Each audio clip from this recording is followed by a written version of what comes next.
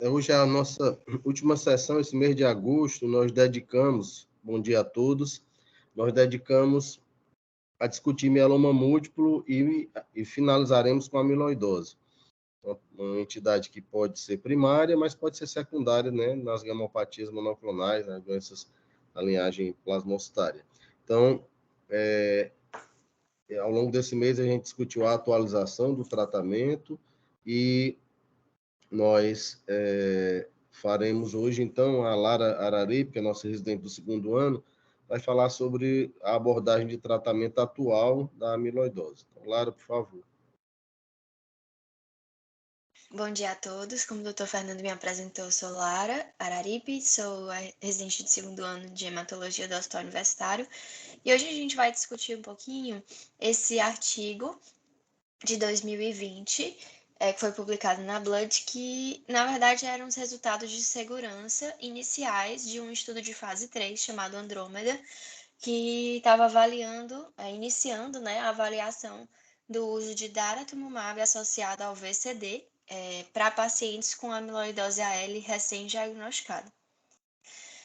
Então, introduzindo, né, o artigo começa falando rapidamente sobre a amiloidose AL sistêmica, comentando que é uma doença rara de células plasmocitárias e que afeta principalmente adultos mais velhos.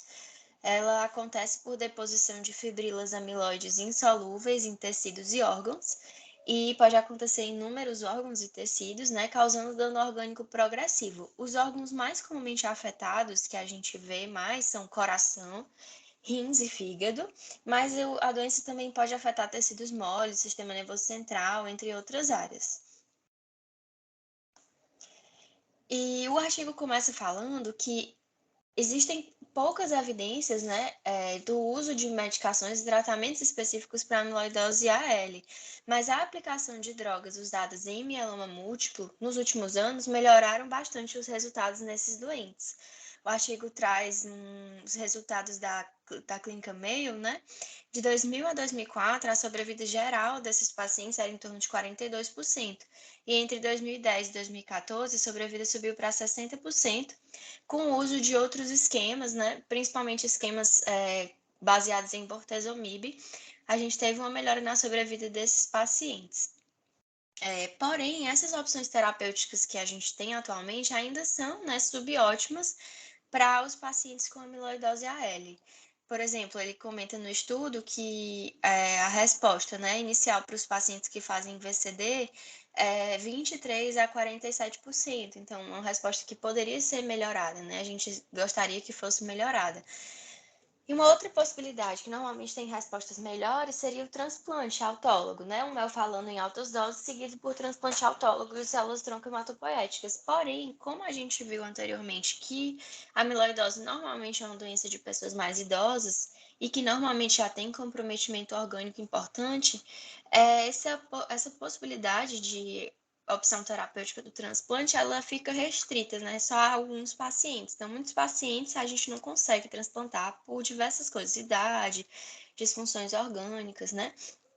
E uma outra coisa também que se observa é que os pacientes de amiloidose, talvez por já terem mais comprometimento orgânico do que os pacientes com mieloma múltiplo, eles normalmente têm reações adversas maiores e toxicidades maiores com os esquemas terapêuticos que a gente, assim, pegou do mieloma, né, para tentar nos pacientes com amiloidose.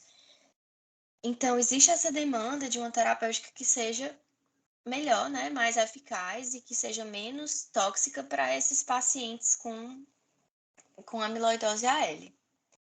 Outra coisa também que tem se visto bastante é que a resposta hematológica, né, nos pacientes com amiloidose AL, ela se correlaciona muito proximamente com resposta orgânica e sobrevida. Então, se eu consigo ver resposta hematológica no meu paciente, os estudos têm mostrado que isso se correlaciona com uma melhor resposta orgânica e, consequentemente, com a melhor sobrevida. Então, dentro desse contexto de precisar de uma terapêutica mais eficaz e utilizando, né, como base terapêuticas que já foram tentadas em mieloma múltiplo, por também se tratar de uma doença de células plasmocitárias, foi se voltada a atenção para o daratumumab, né, que é um anticorpo monoclonal anti-CD38, E sabe que ele é expresso, né, de forma geral nas células plasmocitares clonais e que ele está envolvido, né, com essa questão da fisiopatologia. Então, o DARA já foi mostrado, né, em vários estudos, né, no mieloma múltiplo, o seu uso com bons resultados na formulação intravenosa, gerando inclusive doença residual mínima indetectável e com boa segurança, né, mostrando pouca toxicidade renal e cardíaca. E já tinham, acho que 1 ou 2 estudos, o estudo comenta, que tentaram utilizar o DARA para amiloidose recaída, né, com resultados também aparentemente satisfatórios. Então, o estudo Andrômeda, ele é um estudo de fase 3, né, open label, multicêntrico e randomizado, que vai tentar, né, que tem tentado avaliar a resposta de DARA subcutâneo mais VCD nos pacientes com amiloidose AL recém-diagnosticada. Esse artigo que eu estou apresentando, ele é de 2020 e ele era a fase inicial do estudo Andrômeda, né? Que era um estudo de segurança que eles fazem para avaliar a tolerabilidade e a segurança da droga nos primeiros pacientes em uso do esquema, para ver se poderiam continuar com a fase randomizada do estudo. Então, o objetivo desse trabalho foi pegar esse trabalho inicial, que era para avaliar a questão da segurança e tolerabilidade e já ver se a gente conseguir tirar alguns dados em relação à eficácia do tratamento, né? Mesmo antes do estudo já ter uma repercussão maior, um tempo maior. Então, o objetivo do trabalho foi apresentar essa avaliação inicial da corte de segurança do estudo. E quais foram os métodos de desenho do estudo, né? Como eu falei, era para avaliar os resultados da fase inicial de segurança do Andrômeda, que foi feito para avaliar a segurança e tolerabilidade desse esquema, da área subcutânea com VCD. E como que foi preconizado o esquema, né, para tratamento desses pacientes? Os ciclos de 28 dias, como a gente costuma fazer no mieloma, né? O DARA subcutâneo era administrado a dose de 1.800 miligramas em injeção subcutânea, aplicada em 3 a 5 minutos, diluída em 15 ml, semanalmente nos primeiros 2 ciclos, nos ciclos 1 e 2, a cada 2 semanas, nos ciclos 3 a 6, e depois a cada mês, né, a cada 4 semanas, como monoterapia por um máximo de 24 meses, ou progressão de doença. E o VCD era feito da forma que a gente faz no mieloma, né? Ciclofosfamida 300 mg por metro quadrado, intravenoso ou via oral, bortezomib 1,3 mg por metro quadrado subcutâneo e dexametasona 40 mg via oral ou intravenosa. Semanalmente, eles fizeram um máximo de 6 ciclos. Então, o paciente fazia DARA subcutâneo com VCD, né? Nesse esquema que eu falei aqui agora, até um máximo de 6 ciclos e depois continuava só com o DARA a cada 4 semanas por até um máximo de 2 anos ou progressão de doença. E em relação aos ajustes do corticoide para o VCD, é muito parecido também com o mieloma, né? Pacientes acima de 70 anos, pacientes com IMC abaixo de 18, ou seja, baixo peso, pacientes que tinham hipervolemia, insuficiência cardíaca, diabetes mal controlado ou uma história de intolerância prévia a esteroides podiam ter o ajuste do corticoide feito para ser só apenas 20 miligramas, de acordo com a decisão médica. Quais foram os pacientes incluídos no estudo, né? Pacientes maiores de 18 anos que tinham um diagnóstico histopatológico de amiloidose AL em pelo menos um outro órgão além da medula óssea. Eles excluíram os pacientes que tinham apenas acometimento de medula óssea. Eu acredito que porque um dos endpoints do estudo, como a gente vai ver adiante, era a resposta orgânica, né? Então, era difícil avaliar nos pacientes que tinham doença só em medula óssea a priori. Então, esses pacientes foram retirados. E também, pacientes tinham que ter doença hematológica mensurável, ou seja, cadeia leve livre, maior ou igual a 50 mg por litro, com uma razão capa lambda alterada. E esse DFLC, que era a diferença entre as cadeias leves livres afetadas e não afetadas, maior ou igual a 50 para iniciar, né? Então, o paciente tinha que ter alguma forma de medir a doença hematologicamente para poder ver a resposta. Ou então, o paciente tinha uma proteína monoclonal maior ou igual a 5 gramas por litro. E os pacientes tinham que ser não tratados previamente. Então, foram excluídos do estudo, como eu mencionei, né? Pacientes que tinham doença apenas em medula óssea, outros tipos de amiloidose, né? Como, por exemplo, a amiloidose relacionada à idade, ou a amiloidose hereditária, aqueles casos cardíacos apenas, né? pacientes mais idosos acima de 70 anos, eles excluíram esses pacientes. Qualquer paciente que tivesse tido um tratamento prévio para amiloidose ou mieloma, paciente que tivesse tido um diagnóstico prévio ou atual de mieloma sintomático, pacientes que tivessem doenças cardiovasculares significativas, aí tem uma lista de doenças, né? IC descompensada, arritmias, tem uma série de doenças, outras doenças malignas, outros cânceres, paciente com asma intensa ou asma descontrolada, DPOC, história de sorologias positivas para HIV, hepatite B e C e neuropatia prévia. Tudo isso para evitar, né, fatores confundidores no estudo que poderiam ser coisas causadas por outras patologias e não pelo tratamento. Então, quais eram os endpoints do estudo, né? A fase de segurança, ou seja, essa parte inicial do estudo, o endpoint inicial era ver uma ausência de um sinal de segurança, ou seja, não podia ter nenhum, né, grande risco de segurança para os pacientes iniciais fazendo uso da terapêutica, que era para o estudo poder prosseguir para a parte randomizada. E o Andrômeda em si, né, que é o estudo que esse estudo inicial deu origem. O endpoint primário dele era avaliar a resposta completa hematológica. E o que é a resposta completa hematológica? Pelos guidelines, né, de amiloidose. Normalização dos níveis de cadeia leve livre e da relação, né, de cadeias leves e uma imunofixação sérica e urinária negativas. Só que o artigo comenta que eles criaram dentro do estudo Andrômeda, eles criaram uma nova categoria de resposta completa, que eles chamaram de resposta completa modificada. Porque alguns pacientes, eles ficam com as imunofixações séricas e urinárias negativas, e as cadeias leves livres afetadas ficam normalizadas, mas por algum motivo, porque ele tem uma queda também das cadeias leves livres não afetadas, a relação fica alterada. Então, por critérios de guideline, eles não puderam definir esses pacientes como resposta completa, porque não era o critério do guideline. Mas para eles, que a gente vai comentar um pouco adiante na discussão, isso era uma resposta completa. Então, eles colocaram uma outra categoria chamada resposta completa modificada, porque não tinha, a relação não estava normalizada, mas as cadeias leves livres afetadas estavam normalizadas e as imunofixações negativas. Eles consideraram o VGPR, né, resposta parcial muito boa, quando você tinha uma redução da diferença de cadeias leves livres, né, que eram as cadeias afetadas menos as não afetadas, para menos de 40 mg por litro, e uma resposta parcial era qualquer redução dessa diferença em mais de 50% do basal do paciente.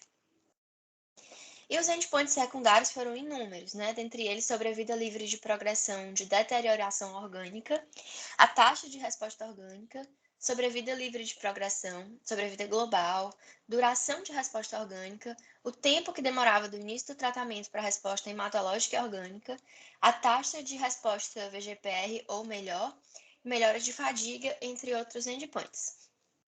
Aqui, ele só mostrou quais eram os marcadores que ele usava, né, para definir lesão orgânica, tanto a questão de melhora da lesão orgânica quanto a questão de progressão.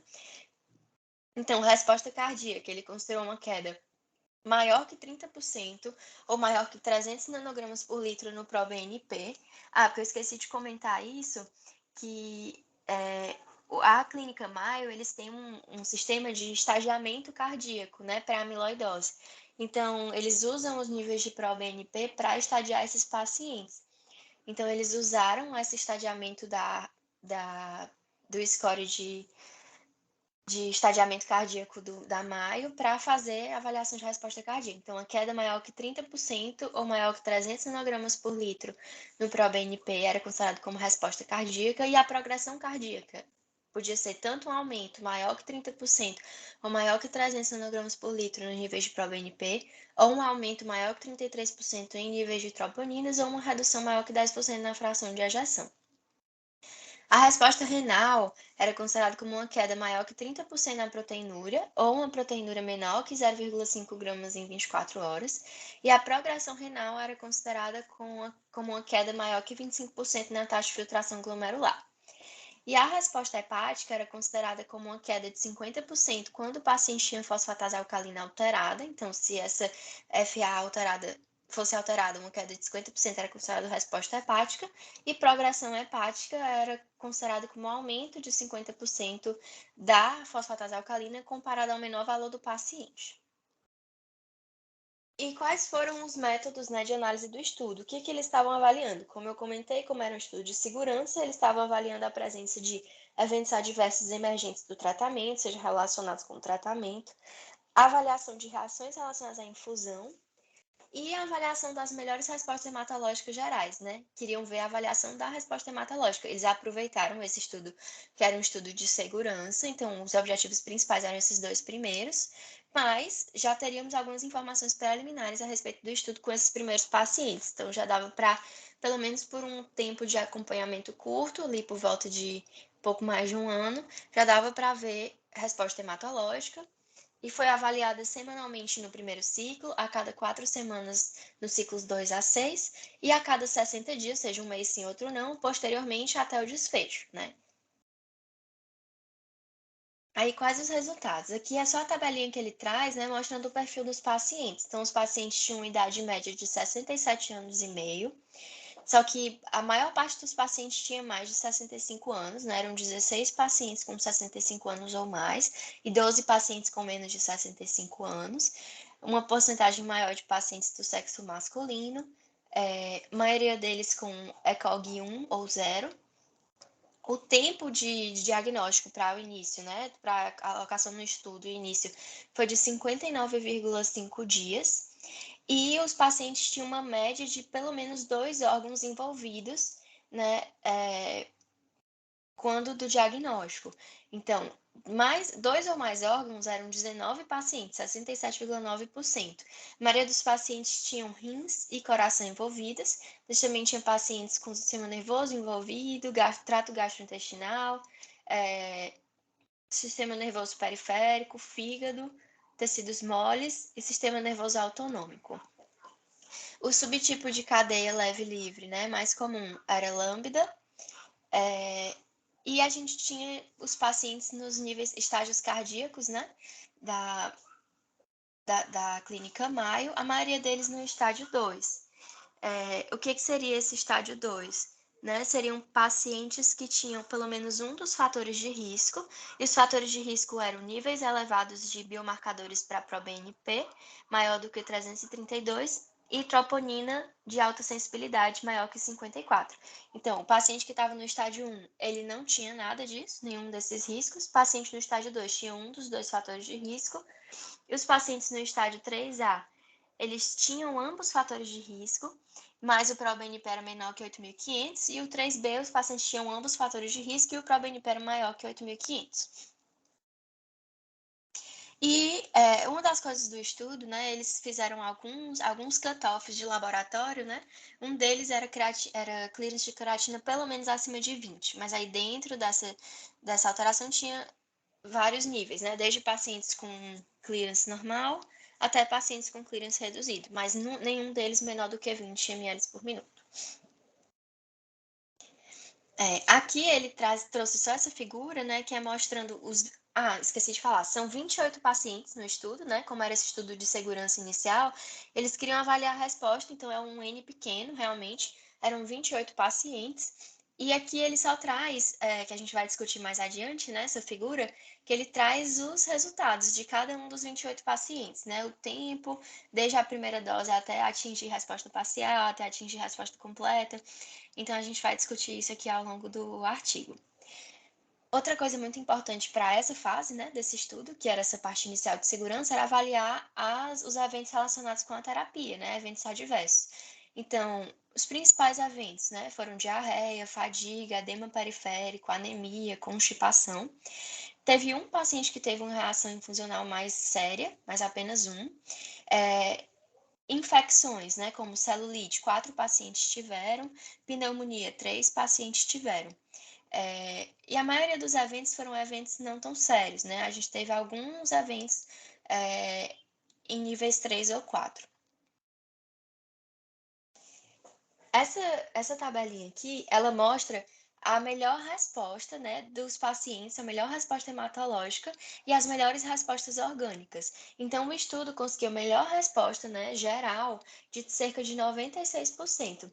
A gente teve, né, nessa parte inicial, dos 28 pacientes, 82% dos pacientes tiveram resposta VGPR ou maior, 54% dos pacientes atingiram ou a resposta completa, que é a oficial, né, que a gente tinha comentado anteriormente, ou uma resposta completa modificada, que eles chamaram aquilo que a gente comentou, né? Então, 82% dos pacientes tiveram uma resposta hematológica muito boa, ou VGPR ou mais. Apenas 14% dos pacientes tiveram uma resposta parcial, né? Então, tiveram alguma resposta, mas 82% resposta parcial muito boa ou melhor. E a resposta orgânica também foi muito boa. Então, aqui nessa tabelinha do lado B, né, que a gente vê, os pacientes que tinham resposta cardíaca, dos 17 pacientes que tinham doença cardíaca, 53% atingiram, né, resposta. Dos 18 pacientes com doença renal, 15 deles atingiram resposta renal, então 83%. E a resposta hepática, eram menos pacientes acometidos, né? A gente tinha apenas 4 pacientes com doença hepática, mas 50% desses pacientes atingiram resposta, e eles fizeram essa análise, né, ao longo do tempo. Então, os pacientes iam aumentando o nível de resposta ao longo do tempo. Então, eles fizeram com 1 mês, 3 meses e 6 meses. E o nível de resposta, não só os pacientes ganhavam resposta, o que demorou mais para eles ganharem a resposta foi a hepática, normalmente só perto dos 12 meses. Mas a resposta renal foi a mais rápida e a resposta cardíaca também, acredito que por volta dos 3 meses já tinha uma resposta significativa e se mantinha essa resposta ao longo do tempo, né? E outra coisa que a gente vai comentar na discussão, que ele traz, é essa questão da diminuição desse gap das cadeias leves livres, né? Então, a maioria dos pacientes, né, começavam com níveis lá em cima e a gente vê os níveis mais baixos atingidos, né? Então, você chegou a 0,1 dessa diferença de cadeias leves livres, o que é muito interessante. Ou seja, essa diferença de cadeias leves livres são as cadeias acometidas menos as cadeias não acometidas, né? Então, para a discussão, o que essa fase inicial do estudo Andrômeda trouxe para a gente? Que o uso do DARA subcutâneo com VCD, ele foi bem tolerado nessa corte de segurança do estudo. Algumas coisas que foram observadas em relação à via de administração. O DARA subcutâneo, quando comparado ao intravenoso, teve menores taxas de reações infusionais, teve poucas reações em sítio de injeção. Não sei se vocês viram nos resultados anteriormente, ele comenta a questão da celulite, né, como efeito colateral, mas nenhuma daquelas celulites foi relacionada a sítio de injeção, foram celulites em outras partes do corpo. E outra coisa também é a questão da redução no tempo de infusão, porque se trata de uma droga subcutânea, e a gente viu que é de 3 a 5 minutos, comparado com a infusão intravenosa, que é bem mais demorado, né? E outra coisa que é muito importante para os pacientes que têm amiloidose, é essa questão do menor volume, porque a gente sabe que a maior parte dos pacientes com amiloidose sistêmica, eles vão ter disfunção renal cardíaca. Então, já são pacientes que têm um risco maior de fazer sobrecarga volêmica. Então, se você pode fazer uma droga que tem um menor volume, já seria bem interessante e importante para esses pacientes. Outra coisa que foi observada, né, o período de follow-up dessa fase inicial do estudo foi de 17,6 meses. Então, nesse período foi observada inicialmente uma resposta rápida e profunda, com valores baixos na diferença de cadeias leves livres e na cadeia leve livre afetada. Então, valores baixos de DFLC, que seria menor do que 10, e valores baixos de cadeia leve livre afetada, que seria menor do que 20. E isso se associou com respostas orgânicas significativas, com resposta geral, né, juntando todas as respostas, como se fosse fazendo um composto de resposta cardíaca, resposta renal e resposta hepática, que foram as mais avaliadas, nos órgãos mais comumente afetados, 64% no geral de resposta orgânica. Uma coisa que o artigo traz, né, que seria para a discussão, é essa questão dos critérios definidores de resposta hematológica, porque a gente sabe que, por exemplo, como eu falei para vocês, né, pelos guidelines, precisa ter uma relação capa-lambda normalizada, uma relação de cadeias afetadas e não afetadas normalizada, mas que às vezes isso não acontece porque o paciente vai ter uma redução concomitante nas cadeias leves livres afetadas e nas não afetadas. Então, a relação às vezes pode não alterar por conta disso, mas você vai ter uma contagem absoluta de cadeias leves livres baixas e, principalmente, a cadeia leve livre afetada vai estar baixa. Então, o que eles propõem é que talvez isso seja mais importante do que a relação em si. Então, a contagem absoluta das cadeias leves livres e a profundidade de resposta de cadeia leve livre são cada vez mais importantes e talvez estejam ganhando um protagonismo em relação à relação em si. Né? E o que eles viram? Né? Tem alguns estudos já de outros trabalhos mostrando que respostas rigorosas na contagem das cadeias leves livres, ou seja, na DFLC ou na IFLC, que são as cadeias afetadas, ou a diferença entre as cadeias, são correlacionados com melhor sobrevida e com maiores respostas orgânicas. Então, eles propõem que seja feita uma reavaliação desses critérios do consenso atual, porque talvez o que eles consideraram ali como resposta completa modificada deveria ser considerado como resposta completa mesmo, né? Porque os pacientes vão bem e tem, apesar de não ter esse fator da relação normalizada, eles vão bem, têm respostas orgânicas como os pacientes que atingiram resposta completa oficial, né? E uma outra coisa também que se acredita que deve ser introduzida, né, na avaliação também de respostas de doença, resposta hematológica, é a avaliação da doença residual mínima, que também se correlaciona com melhores respostas orgânicas. Então, os pacientes que têm melhor ausência de doença residual mínima têm correlação com melhor resposta orgânica também.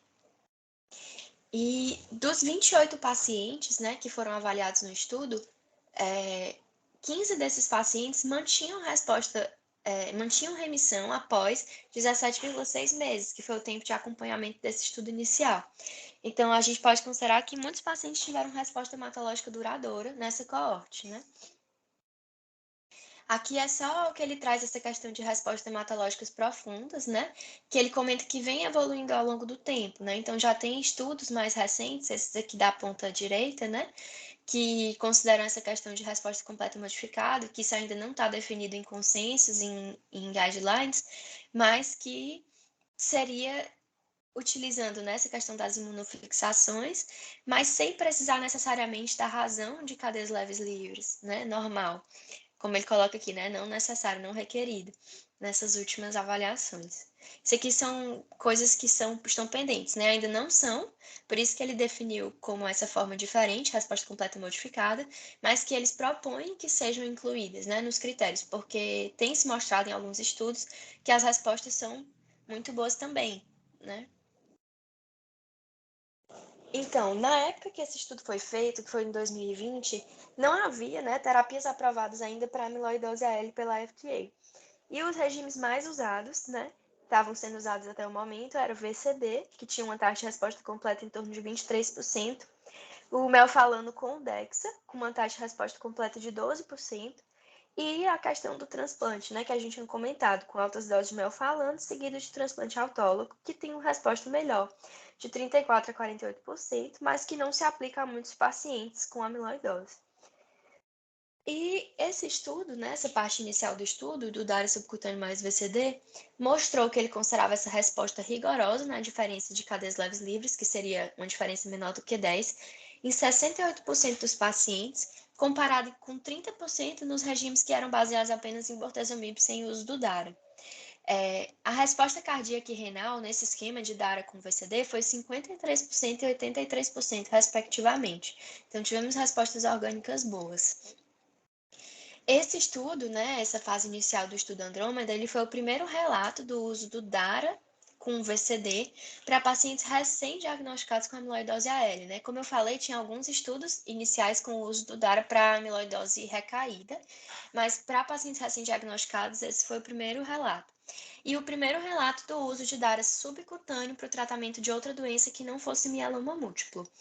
E essa fase inicial do estudo mostrou uma eficácia preliminar robusta, com altas taxas de resposta hematológica profunda e duradoura, e com uma resposta orgânica importante. Então, esse estudo, essa fase inicial, né, do estudo de abertura de segurança do Andrômeda, ela trouxe o DARA subcutâneo mais VCD como um tratamento promissor para a amiloidose AL. Uma coisa interessante, né? Esse estudo é de 2020 e era um estudo de abertura, né? Como eu falei, de segurança para o Andrômeda. O que aconteceu? O Andrômeda, ele seguiu, né, para a fase de randomização, porque o estudo não mostrou preocupações de segurança maiores, e ele envolveu 388 pacientes com amiloidose AL, e o estudo Andrômeda, seus resultados preliminares, seguiram na mesma linha dos resultados desse estudo de segurança inicial. Então, a gente teve boas respostas, consolidando essa avaliação inicial do estudo de 2020, e isso levou à aprovação pelo FDA desse tratamento da área subcutâneo mais VCD em janeiro de 2021 para amiloidose recém-diagnosticada. É uma ressalva, né, que foi feita quando autorizado pelo FDA foi a presença de eventos cardíacos sérios ou fatais em alguns pacientes que fizeram uso desse esquema. Então, lembra que eu falei lá no começo que eles, né, tiraram alguns pacientes que tinham condições cardíacas mais sérias, mas mesmo assim, alguns pacientes que estavam mais limítrofes que foram incluídos no estudo, eles tiveram eventos cardíacos sérios ou fatais. Então, a FDA aprovou o uso desse esquema para o tratamento de amiloidose recém-diagnosticada em janeiro de 2021, mas com contraindicação para pacientes que tinham classificação IRRA 3B ou 4 ou classificação Mayo 3B, que não fosse dentro de estudos clínicos. Então, dentro de estudos clínicos organizadinhos, poderia até colocar, né, nesses estudos que avaliam resposta em pacientes cardíacos e tudo, mas tratamento basal, assim, liberado pelo FDA, para esses pacientes foi contraindicado. E os principais eventos adversos realmente foram infecções respiratórias, edema periférico, diarreia, neuropatia e fadiga. Então, esse estudo, né, inicial que a gente discutiu, foi o estudo de abertura, mas que deu origem ao estudo Andrômeda, que ainda está correndo, mas que já saíram esses resultados iniciais de 388 pacientes avaliados, que mostraram uma boa resposta, seguindo a mesma linha desses resultados que a gente viu aqui no estudo preliminar de segurança. E é isso. Agradeço pela atenção e abro aí para as discussões. Obrigado, Lara, pela excelente apresentação e uma discussão muito importante. Eu queria começar fazendo um comentário. Além da perspectiva e da novidade, né, de melhorar o tratamento da amiloidose, eu acho que você colocou aí um conceito na questão da reavaliação de resposta muito importante, que é das cadeias livres, né, que na verdade é o que a gente chama de free light, né? É isso, né? Isso. A gente está se referindo a isso, né? O exame que a gente chama free light cap lambda, né? E com um referencial de resposta, de segmento, não é isso? Isso. Você pode detalhar um pouco mais isso, Lara? Deixa eu colocar aqui, professor. Só um instante. E pelo que você colocou, é o exame mais importante. Isso, ele comenta que a relação de cadeias leves livres afetadas e não afetadas, às vezes ela não, o que ele fala no estudo, né, que às vezes ela não normaliza, porque o paciente vai ter uma queda simultânea tanto nas cadeias leves livres afetadas quanto nas não afetadas. Então, o que ele considerou esses pacientes com resposta completa modificada, os pacientes que têm as porque pelos critérios dos guidelines de amiloidose, você precisa ter as imunofixações negativas, sérica e urinária, e a normalização da cadeia leve livre, né? Da cadeia leve livre que estava alterada, normalização desse valor e da relação. Mas ele fala que alguns pacientes não vão ter a relação de cadeias leves livres alterada, porque não vai normalizar, porque o paciente pode ter uma queda tanto das cadeias leves livres patológicas, né, vamos dizer assim, das doentes, quanto das normais. Então, às vezes, não vai mudar a relação, mas o que ele foca é na diferença entre as cadeias afetadas e as não afetadas, né? Então, o paciente tem que ter uma redução na diferença das cadeias afetadas versus não afetadas e na cadeia afetada. Ou seja, então, o paciente tem um free light, né, de cadeias afetadas diminuído para menor do que 20 e a diferença entre cadeias afetadas e não afetadas menor do que 10. Eu entendi assim que isso talvez fosse mais importante do que a relação entre as cadeias em si. Deixa eu fazer um comentário. A gente tem um critério que é considerado a remissão quando você tem na remissão completa estrita, né? o stringent response, você, na verdade, tem a normalização do free light, não é isso?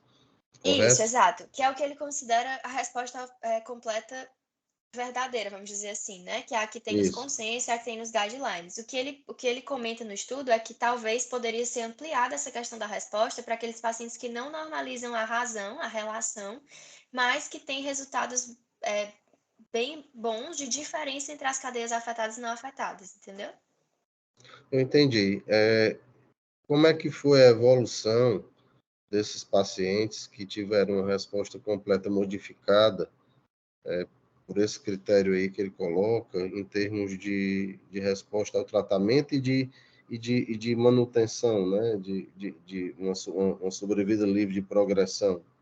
Ele Pronto, fala sobre isso? como esse estudo era aquela fase inicial de segurança, né? Ele foi acompanhado só por 17,6 meses. Aí, depois dos 17,6 meses, dos 28 pacientes do estudo, 15 pacientes ainda estavam em resposta hematológica completa. Esses pacientes eram tanto os pacientes que tinham resposta completa total, como resposta completa modificada. Dos 23, Essa é a minha pergunta. Desses aí, qual era o percentual que era resposta completa estrita e resposta completa modificada? quantos, né? Eu acho que ele não comenta aqui, mas deixa eu ver se eu acho. Não, tranquilo. É só uma curiosidade, mas eu acho que é importante. É porque Porque, ele coloca como se fosse os dois juntos, ele não divide no estudo, entendeu? ah, Ele não bota assim, a porcentagem de resposta completa não, total foi tudo essa e bem. resposta modificada foi essa.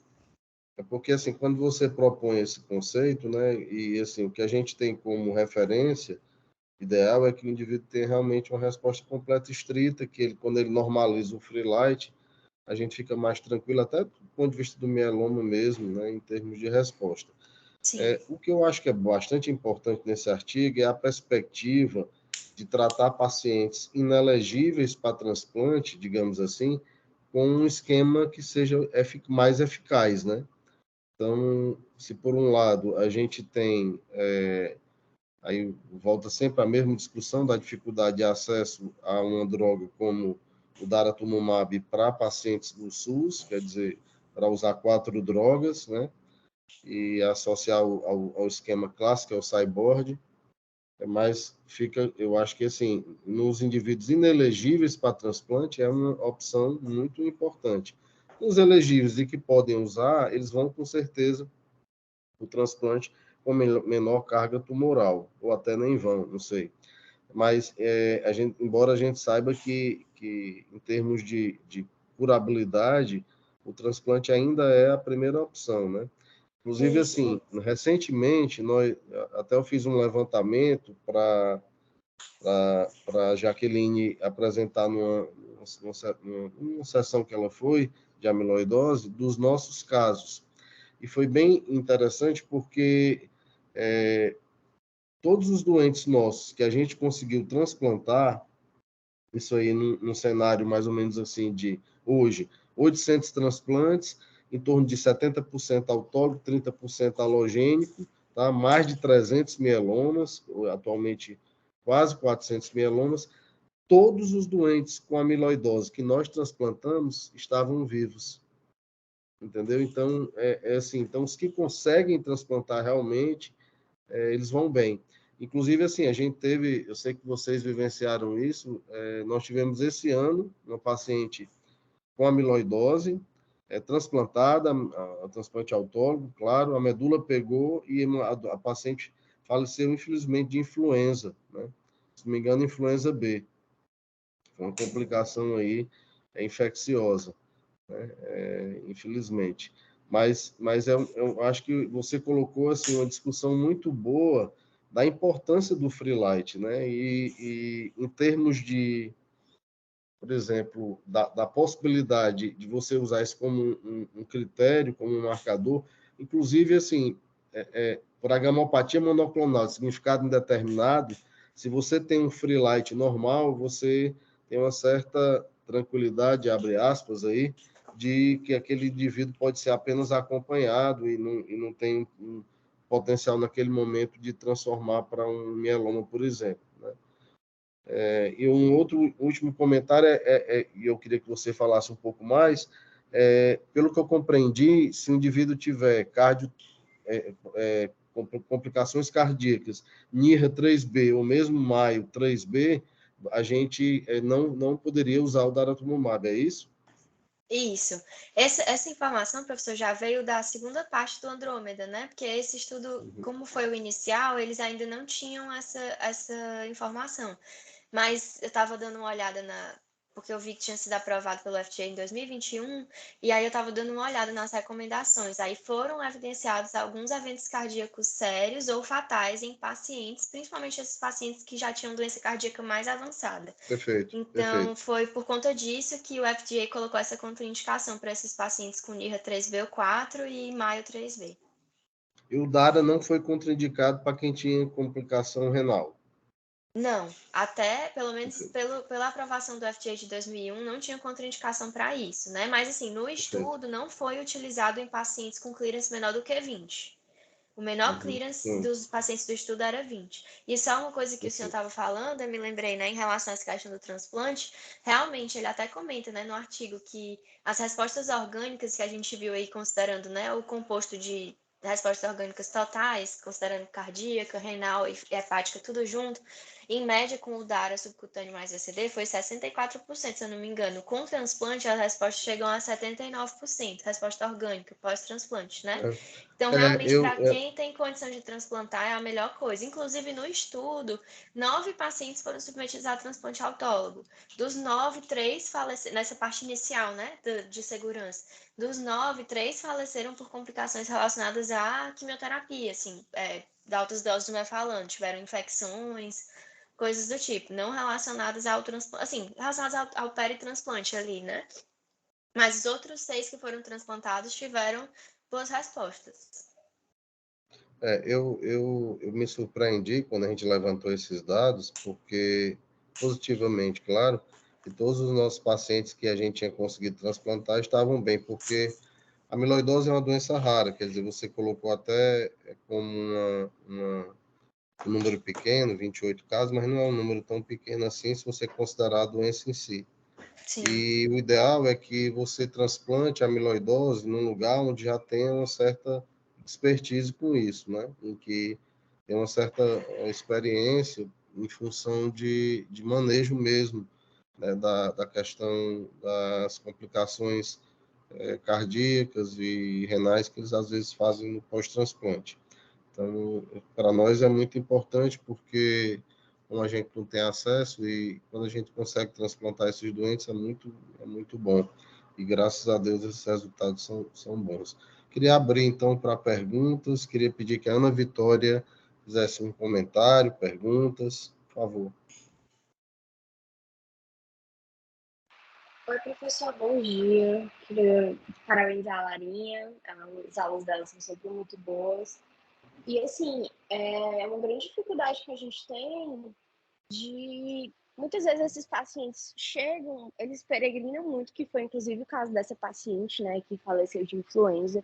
Chegam já com um diagnóstico muito tardio, e isso acaba prejudicando. E outra coisa que é importante, assim, com essas novas medicações, DARA, por exemplo, que não é só atingir resposta, é a profundidade dessa resposta e isso importa muito, né? Infelizmente, na medicação que a gente tem de amplo acesso, o Freelite a gente também não tem acesso, mas, inclusive, a gente tem alguns pacientes que estão pagando mesmo, né?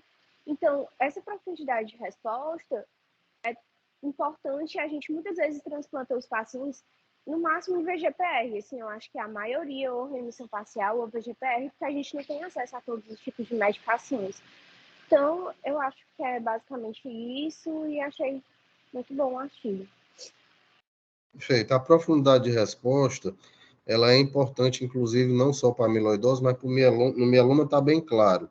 Quanto melhor a resposta, mais tempo aquele indivíduo fica em remissão pós-transplante, né? Então, isso aí que você está dizendo é muito importante e a gente transplantar um cara em VGPR ou em remissão completa estrita, que aí tem toda uma discussão, né? Mas aí tem também volta a questão do acesso, né? se transplanta naquele momento, se espera uma recaída, etc. e tal. É uma discussão bem polêmica. Mas tá correto o que você colocou, Vitória. A profundidade de resposta ela tá relacionada com o melhor tempo, né, de sobrevida e de melhor qualidade de resposta. Queria pedir, então, que o Hércules fizesse um comentário, perguntas sobre a apresentação da Lara. Por favor. Oi, bom dia. Primeiro, parabenizar a Lara pelo trabalho excelente. Essa apresentação me lembrou muito alguns casos que a gente tem na enfermaria ou que já teve. No meu primeiro mês de parecer, nós tivemos uma amiloidose com manifestação cardíaca diagnosticada na clínica médica. Foi um caso bem assim ilustrativo. Eu acho que uns pontos a se levantar nesse estudo a resposta orgânica importante, né? Como conseguiu ter melhora da função cardíaca, mas ao mesmo tempo que nos deixa desapontado por ter excluído um grupo de pacientes que faz parte da nossa realidade, que é aquele paciente com insuficiência cardíaca com grau mais avançado, pacientes com insuficiência renal em grau mais avançado, que realmente o estudo acabou excluindo. Eu espero que hajam novos estudos que incluam esse grupo de pacientes, porque essa paciente, pelo menos, que eu estou falando, que a gente teve no parecer, ela veio até a falecer por complicações cardíacas, né? Eu lembro que na época a gente revisou, a mediana de sobrevida é de 6 meses no paciente que já tem acometimento cardíaco. Então, eu acho que é uma região a ser explorada aí nos próximos estudos, incluir esses pacientes com NIRA3, né? Que não é incomum, né? Chegar já nesse estado. Importante isso que você colocou, acho que em termos de perspectiva e de vida real mesmo, né, a gente vai acabar se deparando com esses doentes e com a medida que tudo isso é muito novo, né, então acho que com o passar do tempo a gente talvez vai poder tentar usar esse tipo de medicamento, porque aqueles doentes não têm nenhuma perspectiva, então dentro do cenário de monitorização pode ser que seja uma opção. Então acho que é importante. Outra coisa, Vitória, que você colocou, que eu achei que é interessante, a despeito daquela pacientezinha que a gente teve que demorou muito a chegar, mas me surpreendeu bastante a resposta ao VCD, né? Porque ela entrou em remissão, ela tinha uma proteinúria muito importante e ela conseguiu normalizar essa proteinúria e ficou pronta para o transplante, tanto é que foi. E então, assim, de alguma forma, quando eles respondem, é muito bom, né? Eu acho que isso é importante. Pediria então Paulo Henrique para fazer os seus comentários. Oi, professor, bom dia. Tá ouvindo bem? Ouvindo bem, Paulo. Acho que parabenizar a Lara mesmo, foi excelente. E acho que é muito o que os meninos falaram. Os pacientes, acho que tem um subdiagnóstico ou uma frase no diagnóstico da amiloidose. Então, é difícil a gente encontrar pacientes assim, sem um acometimento tão grave. Aquele paciente com um risco baixo, né? Como a Lara mesmo disse, que a gente estratifica o risco tanto pelo FILAD, troponina, para BNP. Muitos pacientes a gente já vê que ele já tem um acometimento cardíaco importante, muitos já são de estágio de ser avançado, que contraindicariam terapias mais intensivas, né? Mas, nos pacientes que a gente consegue diagnosticar e tem um risco baixo, se a gente conseguisse ter é difícil porque tem muitos pacientes, mas acho que o transplante nesses pacientes baixo risco e elegíveis, eles vão ter um excelente ganho em sobrevida, né? Acho que o Mel falou em alta dose de transplante vai ter um benefício muito importante. Na nossa realidade, a gente acaba que faz o VCD, né, para esses pacientes e depois segue aí com o transplante. Mas eu acho que, principalmente, a gente discutir sobre a amiloidose é importante porque a gente precisa ter em mente como a gente diagnostica, como estratifica, para poder tentar que esses pacientes tenham esses benefícios aí com o tratamento e que a gente pegue eles no momento melhor, para tratá-los melhor. Perfeito, Paulo. Obrigado. Doutor Dário, se eu gostaria de dar uma palavra sobre a questão do diagnóstico da amiloidose. Fernando, bom dia. Bom dia. Não, é o seguinte, como é uma doença, a amiloidose, muito complexa, inclusive tem vários tipos, né? Não é só um tipo, vários tipos de amiloidose. Inclusive, o problema, às vezes, é não ser diagnosticado precocemente. Muitos casos evoluem, né? E não é diagnosticado. Inclusive, eu me lembro de um relato, de um caso de uma senhora que foi só feito o diagnóstico após 2 anos. Que a paciente começou a apresentar inicialmente formigamento no membro inferior, depois dormência. Só em seguida fizeram um exame neurológico, aí que foi fazer, vamos dizer assim, o diagnóstico definitivo. Então, isso é um aspecto até que eu vi uma apresentação, que a colega estava até falando que o tipo que ela apresentou é raro, mas tem outros tipos que ela está achando que não é tão raro, ela é subdiagnosticada, entendeu? Então, esses casos muitas vezes evoluem, né, para aquela forma mais com complicação para o paciente. E muitos casos, por exemplo, paciente idoso, acima de 70 anos, que tem estenose aórtica, deu uma probabilidade de 15% desses casos estava por trás de uma amiloidose. Então, tudo isso é importante, né, para avaliar. Eu acho que tem esse problema da avaliação, que em muitos casos que é uma doença desconhecida da classe médica, entendeu? É isso que eu vi esse comentário. Com relação ao diagnóstico, a gente usa na prática, a coloração que a gente usa é o vermelho combo, né? Então, o amiloide, a proteína se deposita extracelular, né? Deposta extracelular, muitas vezes no HE, a gente já observa áreas de eosinofilia, assim, no colágeno, ou você também examina a parede vascular, onde essa proteína se deposita. Inclusive, a gente vê isso na pele, esse depósito de colágeno, no colágeno, né, no derma. Na medula, a gente procura muitos vasos ou no interstício. E também no tecido adiposo, né, que a gente geralmente observa com maior facilidade. Então, a coloração que a gente tem experiência é o vermelho Congo, embora exista um outro, mas a gente eu não tenho experiência com os outros tipos. Então, o vermelho Congo a gente usa a luz polarizada, no microscópio que tem a luz polarizada para fazer o diagnóstico. Então, é isso que eu queria falar. Obrigado, viu? Muito obrigado pela participação. Eu estou com um dado aqui interessante. Nós transplantamos, como eu disse, 6 casos. O nosso primeiro transplante de amiloidose foi em 2013, tá? E desses 6 casos, 5 casos vivos. Faleceu essa última que a gente já comentou. O que é interessante é que a idade, nós temos, dentro desses 6 casos, nós temos 3 pacientes que estão vivos, um que tinha 69 anos e que transplantou em 2015, e está vivo, um que tinha 72 anos, que transplantou em 2016, está vivo, e outro com 70 anos, que transplantou em 2019, que está vivo.